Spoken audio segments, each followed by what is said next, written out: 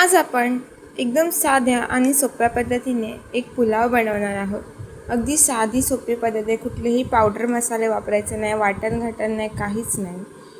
फक्त भाज्या कापायच्या आणि फोडणीला टाकायचं, एवढंच करायचं. रेसिपीला सुरुवात करूया. इथे मी 1 कप बासमती तांदूळ घेतला आहे. तुमच्याकडे जो कुठला तांदूळ असेल तो तुम्ही वापरू शकता. आता हा तांदूळ 2 पाण्याने मी स्वच्छ धुणार आहे आणि याला 15 मिनटं भिजत ठेवणार आहे. असं केल्याने तांदूळ छान फुगतो आणि शिजतो पण आपला तांदूळ छान. इथे मी बटाटा कापून घेतला आहे. बटाट्याचे या पद्धतीने मोठे तुकडे करून घेतलेत मी. त्याच्यानंतर काही खडे मसाले घातले. यांचे 4 लवंग घेतले, 5 मिरी, 1-2 स्टार फूल आणि थोडीशी दालचिनी. काही भाज्या घेतल्यात, गाजर, टॅमॅटो, कांदा, 2 हिरव्या मिरच्या, 1 चमचा आलं लसूणची पेस्ट.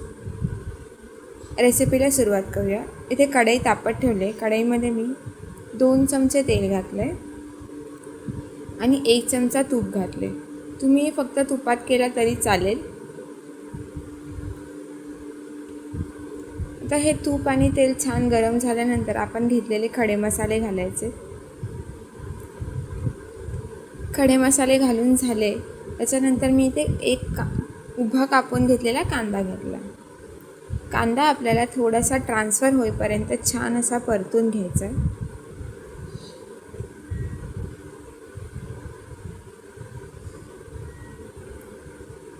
कांदा जर कच्चा राहिला ना तर भाताची चव बिघडते पूर्ण.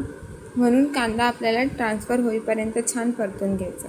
माझा कांदा छान परतून झालेला आहे. त्याच्यानंतर मी इथे 2 हिरव्या मिरच्या घालणार आहे. मी या पद्धतीने मोठ्या कापून घेतल्यात, तुम्ही बघू शकता. त्याच्यानंतर 1 चमचा आलं लसूणची पेस्ट घातली. आता आलं लसूण पेस्टचा कच्चेपणा जाईपर्यंत आपल्याला परतून घ्यायचं.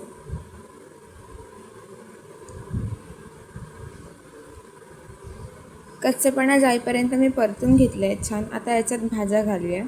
तुम्हाला ज्या भाज्या आवडत असतील त्या भाज्या तुम्ही घालू शकता. इथे मी गाजर घातला आहे. थोडेसे असे मोठे तुकडे केलेत त्याचे. आपण कापून घेतलेला बटाटा घालणार आहे मी इथे. बटाटासुद्धा व्यवस्थित मिक्स करून घेते.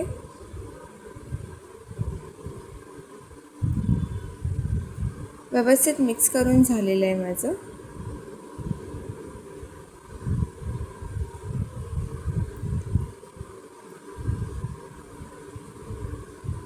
आता याच्यामध्ये मी कोथिंबीरच्या काड्या घालणार आहे. कोथिंबीर नाही घालणार आहे, कोथिंबीरच्या काड्या घालणार आहे. आणि खूप छान आणि मस्त चव येते या भाताला.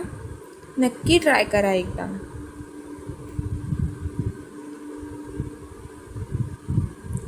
त्याच्यानंतर एकदा मिक्स करून घेते व्यवस्थित आणि आपण जो तांदूळ धुवून ठेवला होता तो घातला.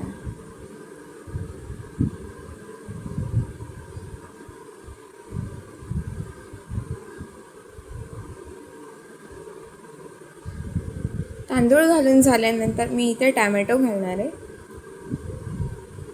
जे मोठे तुकडे करून ठेवले होते टॅमॅटोचे ते घालणार आहे. चवीपुरतं मीठ घालणार आहे.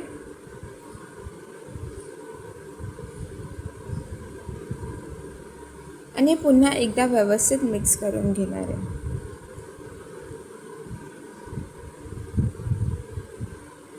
ज्याच्यात मी कुठलेच पावडर मसाले वापरणार नाही आहे.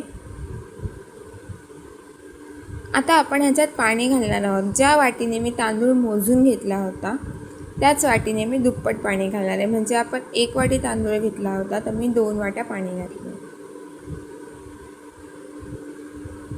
आता हा भात जर तुम्ही कुकरमध्ये करणार असाल तर 1 वाटी तांदळाला 1.25 पाणी घाला. पूर्ण 2 नका घालू, कारण की आपला तांदूळ भिजलेला असतो त्याच्यामुळे पाणी जास्त लागत नाही. मी कढईत करते म्हणून 2 वाट्या पूर्ण पाणी घातलं. ह्याला छान असं मिक्स करून घेतलं आहे. आता याच्यावर मी झाकण ठेवून, तुम्ही बघू शकता ह्याला छोटीशी उकळी आली आहे. याच्यावर झाकण ठेवून ह्याच्यातलं पूर्ण पाणी आटवेपर्यंत किंवा भात पूर्ण शिजेपर्यंत ह्याला शिजवून घेणार आहे. मधून मधून मी ह्याला ढवळत राहणार आहे. भातातलं पूर्ण पाणी आटलेलं आहे.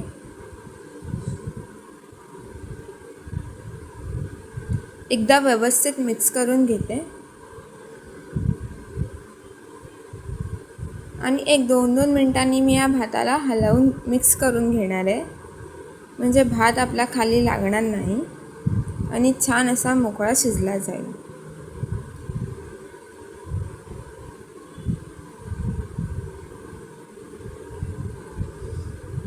वरतून थोडीशी कोथिंबीर घालते बारीक चिरलेली.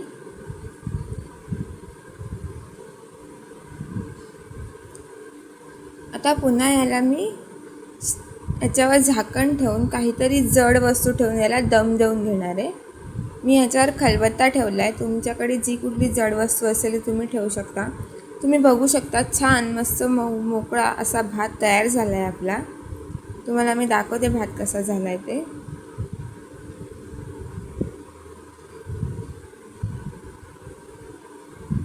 भातसुद्धा आपला व्यवस्थित शिजला आहे.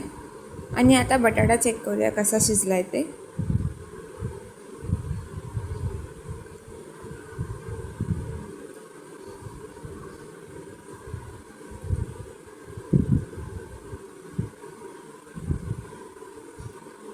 बटाटासुद्धा व्यवस्थित शिजला गेला आहे, तुम्ही बघू शकता.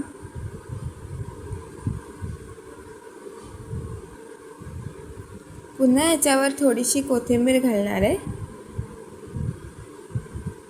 आणि आता हा भात मी सर्व करून घेते.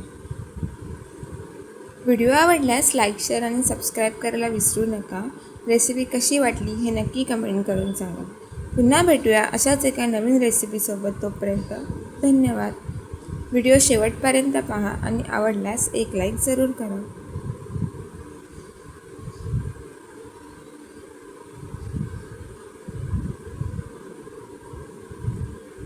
थँक्यू.